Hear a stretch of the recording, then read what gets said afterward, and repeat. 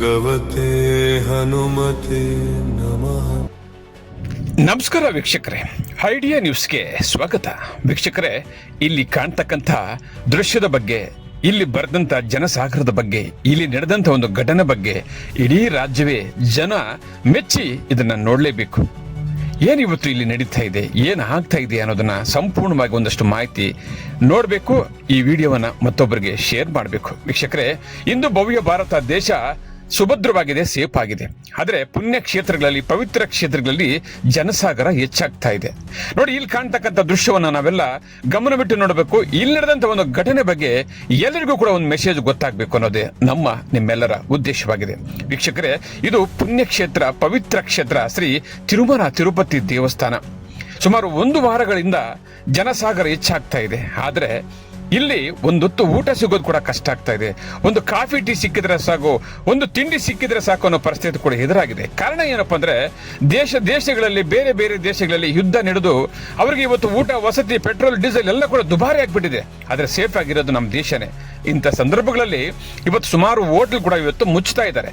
ಕಾರಣ ಏನಪ್ಪಾ ಅಂದ್ರೆ, ಕಮರ್ಷಿಯಲ್ ಗ್ಯಾಸ್ ಅವ್ರಿಗೆ ಸರಿಯಾದಂತ ಸಿಗ್ತಾ ಇದೆ. ದಿನಕ್ಕೆ 10 ಕೊಡೋವರೆಗೆ ಇವತ್ತು 5 ಕೊಡ್ತಾ ಇದ್ದಾರೆ, 2 ಕೊಡ್ತಾ ಇದ್ದಾರೆ. ಅದಾದ ನಂತರ ಹೋಟೆಲ್ ಅನ್ನ ಕ್ಲೋಸ್ ಮಾಡ್ತಾ ಇದ್ದಾರೆ. ಇಂಥ ಸಂದರ್ಭಗಳಲ್ಲಿ ಪವಿತ್ರ ಕ್ಷೇತ್ರ, ಪುಣ್ಯ ಕ್ಷೇತ್ರಗಳಲ್ಲಿ ಹೋಟೆಲ್ಗಳು ಸುಮಾರು ಮುಚ್ಚಿದೆ. ಈ ಸಂದರ್ಭಕ್ಕಾಗಿ ಪುಣ್ಯಕ್ಷೇತ್ರ, ಪವಿತ್ರ ಕ್ಷೇತ್ರ ಶ್ರೀ ತಿರುಮಲ ತಿರುಪತಿ ದೇವಸ್ಥಾನ ಉಚಿತ ಭೋಜನಾಲಯಕ್ಕೆ ಯಥೇಚ್ಛವಾಗಿ ಜನಸಾಗರ ಹರಿದು ಬರುತ್ತಿದ್ದಾರೆ. ಈ ಸಂದರ್ಭಗಳಲ್ಲಿ ಅಲ್ಲಿ ನಮಗೆ ಊಟ ಸಿಗೋದೇ ಹೆಚ್ಚು, ಅಲ್ಲಿ ನಮಗೆ ಊಟ ಸಿಗೋದು ಪುಣ್ಯ ಅಂತ ಕೂಡ ಹೇಳ್ಬೋದು. ಇಂಥ ಸಂದರ್ಭಗಳಲ್ಲಿ ನಮ್ಮ ಭಕ್ತಾದಿಗಳು ಏನ್ ತಪ್ಪು ಮಾಡ್ತಾ ಇದ್ದಾರೆ ಗೊತ್ತಾ? ತಿಂದಿರೋ ಊಟ ಸುಮಾರು ಅರ್ಧಂಬರ್ಧ ತಟ್ಟೆಗಳಲ್ಲಿ ಹಂಗೆ ಬಿಡ್ತಾ ಇದ್ದಾರೆ. ಒಂದೊಂದು ತುತ್ತು ನಮ್ಗೆ ಬಿಡುವ ಹಕ್ಕಿಲ್ಲ. ನಾವೊಂದು ತುತ್ತು ಅನ್ನ ತಿನ್ನುವ ಹಕ್ಕಿದೆ, ಕೇಳುವ ಹಕ್ಕಿದೆ. ಆದರೆ ಒಂದು ತುತ್ತು ಅನ್ನವನ್ನ ಬಿಡ್ತೀವಲ್ಲ, ಇದನ್ನು ಏನಂತೀವಿ ನಾವು? ಇವತ್ತಿನ ಪರಿಸ್ಥಿತಿಯಲ್ಲಿ ಒಂದೊಂದು ಹೊತ್ತು ಊಟ ಸಿಕ್ಕಿದ್ರೆ ಸಾಕು ಅನ್ನೋ ಪರಿಸ್ಥಿತಿ ಎದುರಾಗ್ತಾ ಇದೆ. ಆದರೆ ಇಂಥ ಸಂದರ್ಭಗಳಲ್ಲಿ ಜನರು ಈ ರೀತಿ ತಟ್ಟೆಗಳಲ್ಲಿ ಅನ್ನ ಬಿಟ್ರೆ, ಇಷ್ಟೇ ಅಲ್ಲ, ನಾನು ಸರಿಯಾಗಿ ತೋರಿಸ್ಲಿಲ್ಲ, ತುಂಬಾ ತಟ್ಟೆಗಳಲ್ಲಿ ಅನ್ನ ಬಿಡ್ತಾ ಇದ್ದಾರೆ. ದಯವಿಟ್ಟು ಈ ಕೆಲಸವನ್ನು ಯಾರೂ ಮಾಡಬೇಡಿ. ನಮ್ಗೆ ಎಷ್ಟು ಬೇಕೋ ಅಷ್ಟು ಅನ್ನವನ್ನ ತಗೊಳ್ಳೋಣ. ಇದು ಪ್ರಸಾದ, ಇದು ದೇವರು ಕೊಡುವಂತ ವರ. ಮುಂದೆ ಏನಾಗುತ್ತೋ ಗೊತ್ತಾಗ್ತಾ ಇಲ್ಲ. ಇವತ್ತಿನ ಪರಿಸ್ಥಿತಿಯಲ್ಲಿ ಯಾವತ್ತು ಲಾಕ್ಡೌನ್ ಆಗುತ್ತೋ ಅದು ಗೊತ್ತಾಗಲ್ಲ.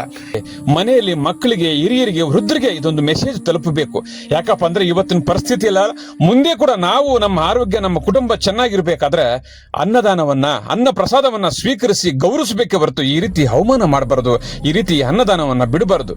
ಏನೇ ಇರಲಿ ವೀಕ್ಷಕರೇ, ಮುಂದೆ ನಮ್ಮ ದೇಶದಲ್ಲಿ ಏನೇನು ಆಗುತ್ತೋ ಗೊತ್ತಾಗಲ್ಲ. ಆದ್ರೂ ನಮ್ಮ ದೇಶ ಇವತ್ತು ವಿಶ್ವಕ್ಕೆ ಹೋಲಿಸಿದ್ರೆ ನಮ್ಮ ಭವ್ಯ ಭಾರತ ದೇಶ ನಾವೆಲ್ಲ ಕೂಡ ಸೇಫ್ ಆಗಿದ್ದೀವಿ.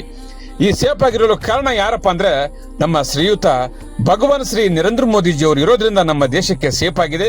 ನಮಗೆ ಯಾವುದೇ ಕೂಡ ಕಷ್ಟ ಎದುರಾಗೋದಿಲ್ಲ. ಎಷ್ಟೇ ಕಷ್ಟ ಬಂದರೂ ಕೂಡ ಅದನ್ನ ಎದುರಿಸಿಕೊಂಡು ಇವತ್ತು ಸಾಧನೆ ಮಾಡಿ ನಮ್ಮೆಲ್ಲರನ್ನು ಕೂಡ ರಕ್ಷಣೆ ಮಾಡ್ತಂತ ಶಕ್ತಿ, ಭಕ್ತಿ ಶ್ರೀಯುತ ನರೇಂದ್ರ ಮೋದಿಜಿ ಅವರಲ್ಲಿ ಇದೆ.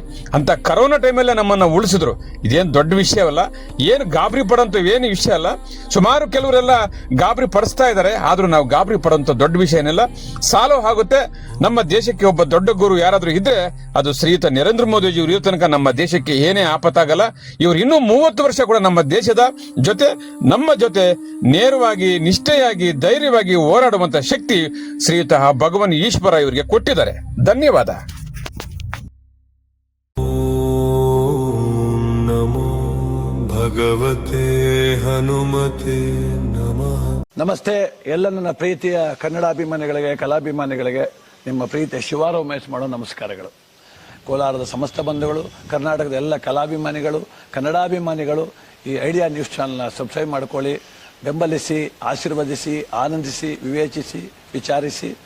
ಐಡಿಯಾ ನ್ಯೂಸ್ ಚಾನಲ್ಗೆ ತಾವೆಲ್ಲರೂ ಕೂಡ ಚಂದರ್ರಾಜ್. ಧನ್ಯವಾದಗಳು.